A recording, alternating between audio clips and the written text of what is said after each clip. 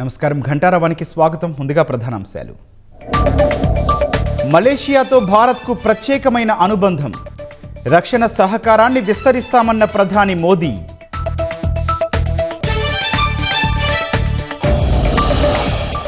అభివృద్ధి చెందిన దేశాలతో కలిసి వెళ్తేనే భారత్కు ఊతం, ఇక్కడ ఉత్పత్తి కాని వాటినే యుఎస్ నుంచి కొంటామన్న కేంద్రం.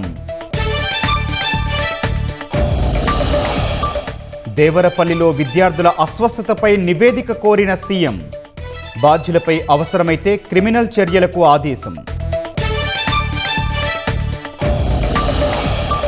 కల్తీ నెయ్యి కారకులకు శిక్ష తప్పదన్న కూటమి నేతలు, మహాపచారంపై అసెంబ్లీలో చర్చిస్తామని ప్రకటన.